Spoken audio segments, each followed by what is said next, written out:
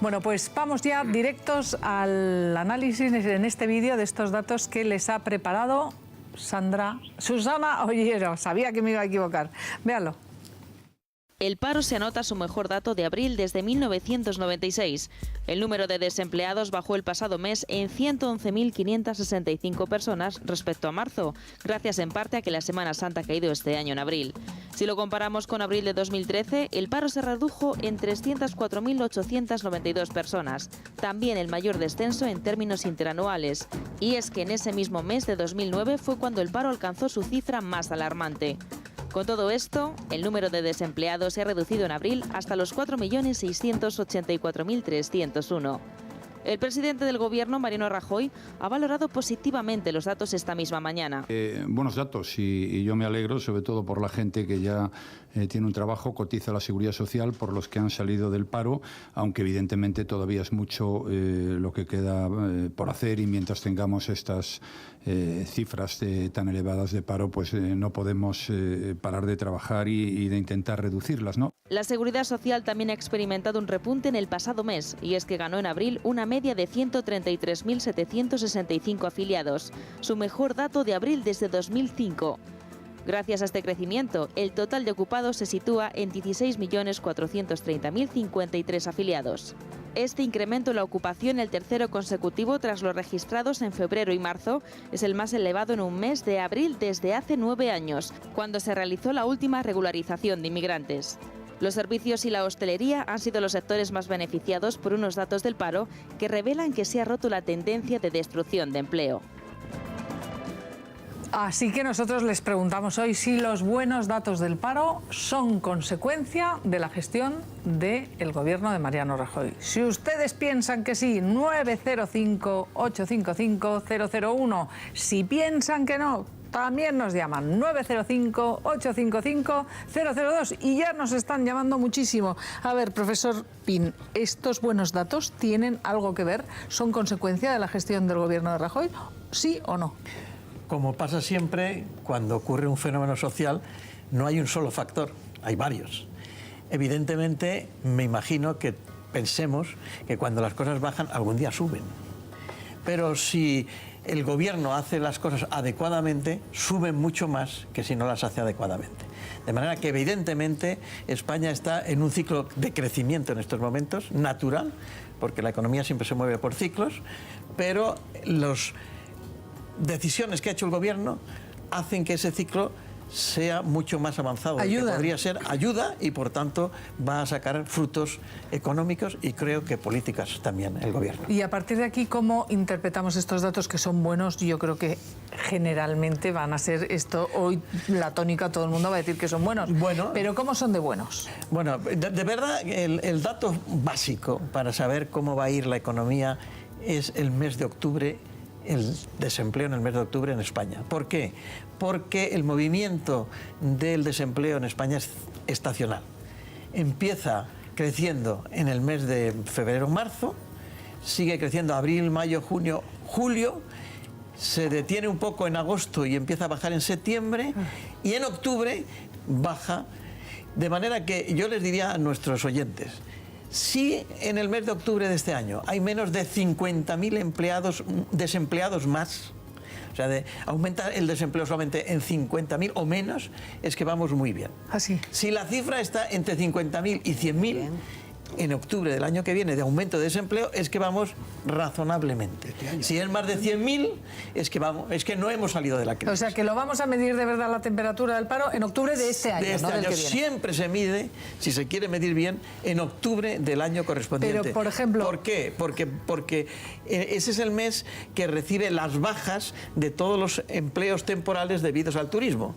Si resulta que el desempleo crece poco, menos de 50.000, significa que esas bajas o se han convertido en otros empleos temporales o se han convertido en empleos, digamos, estables. De manera que ya no es solamente el tema estacional el que cuenta. Efectivamente. Bueno, ahí lo analizaremos en términos del año completo, pero ahora estamos hablando, por ejemplo, de que la hostelería es la que ha impulsado la afiliación a la Seguridad Social con casi 70.000 afiliados más, lógicamente, evidentemente por ese fenómeno Semana Santa. No solamente es el fenómeno esa Semana Santa. Los datos que nos dan, hay que ver, porque son datos justo el 31 de abril. Los contratos que se han hecho en Semana Santa han sido, para Semana Santa, han sido unos días antes, que ya han finalizado unos días después.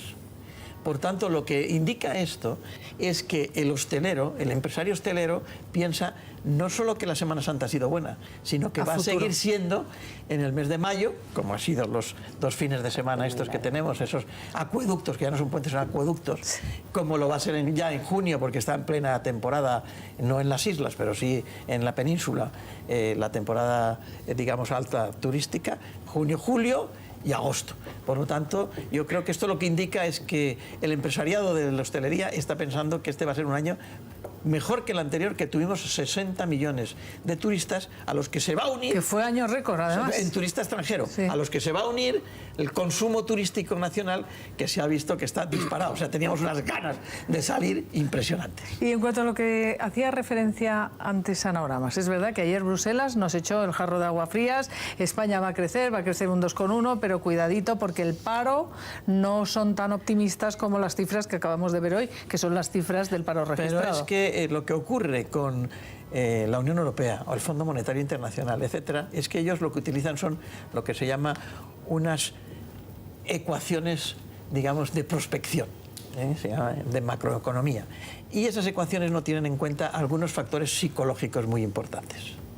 Por tanto, toda la prospección que hagan desde el extranjero, lo mismo que se equivocaban cuando éramos pesimistas, nosotros teníamos que ser más pesimistas que el extranjero, en este caso tenemos que ser más optimistas que el extranjero. De hecho, yo soy más optimista que el gobierno. Yo pienso que este año creceremos en torno al 1,5% del Producto Interior Bruto.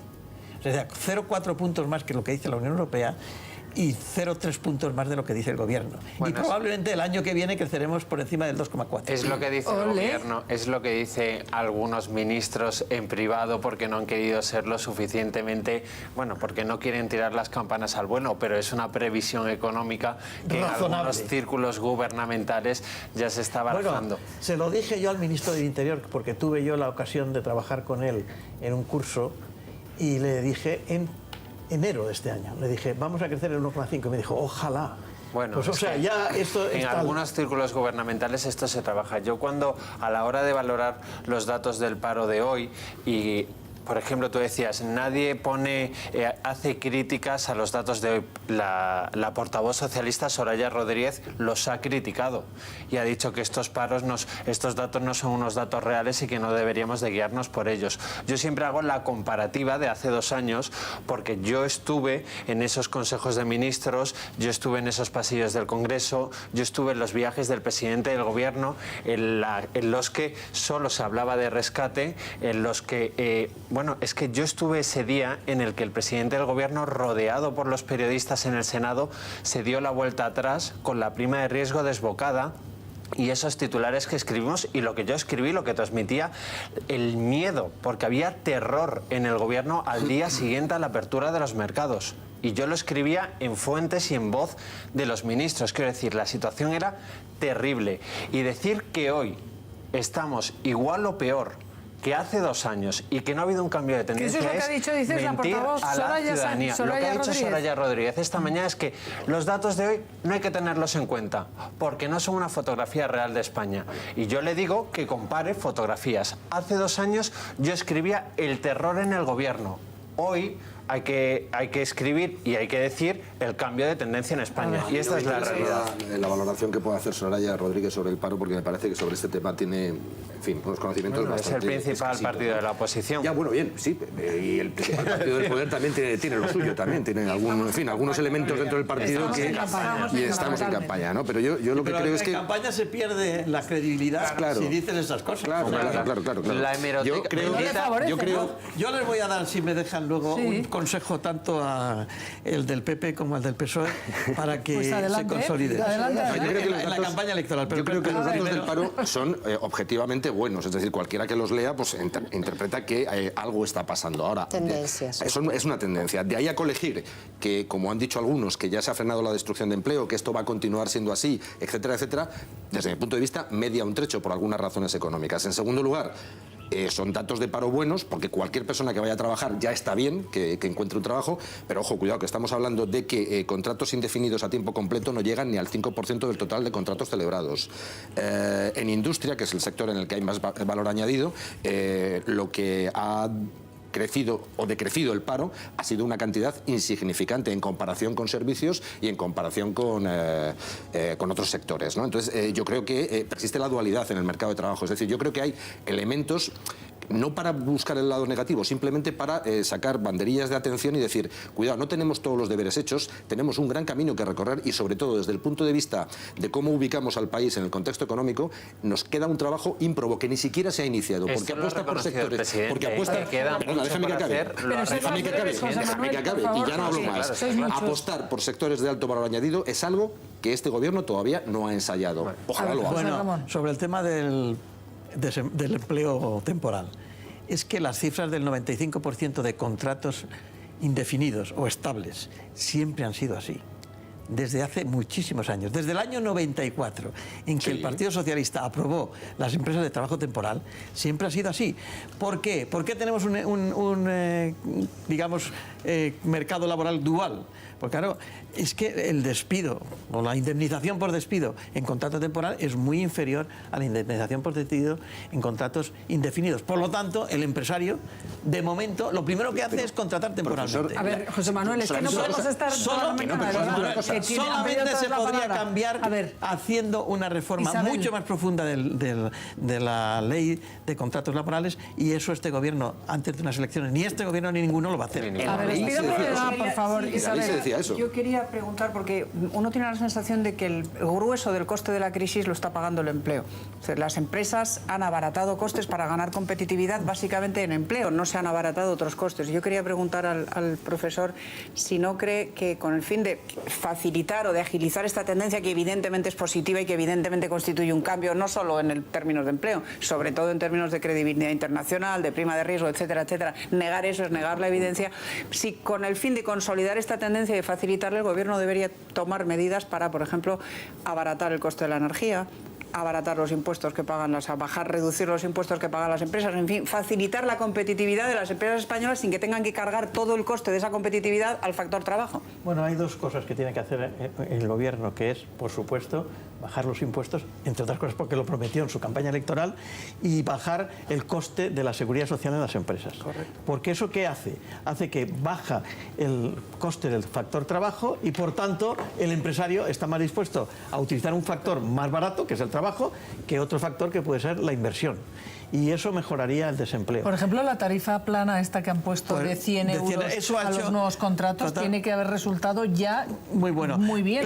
Pero no olvidemos que parte de las decisiones de política económica en España las hace el Banco Central Europeo. Acabo de leer un postcat, que no sé qué es lo que significa esto, pero yo tampoco.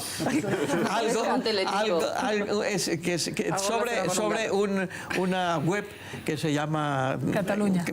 Nueva Economía, que en inglés, que te dice lo siguiente. Dice, mire, es que la Reserva Federal alemana americana, la Reserva Federal es como Superman, y el Banco Central Europeo es como Batman. ¿Qué ha hecho Superman? Pues ha bajado el tipo de interés enormemente, ha inundado de liquidez la economía a la vista de todos, como hace Superman en Metrópolis, y sin embargo, ¿qué ha hecho Batman? ¿Qué ha hecho el Banco Central Europeo? Pues se ha salido de su escondrijo y ha dicho que os voy a defender el euro. Entonces ha bajado la prima de riesgo, es verdad que ha sido efectivo, pero no ha hecho lo que ha hecho la Reserva Federal, no ha inundado de liquidez. Es decir, ¿debería haber inundado de liquidez? Debería haber inundado de liquidez como en Estados Unidos, y eso nos hubiese ayudado todavía mucho más. Claro. ¿Qué es lo que quiere decir eso? Que lo que decía Ares Cañete es importante. Estas elecciones son muy importantes. En mi opinión, este es el tipo de política que debían defender no el PP y el PSOE.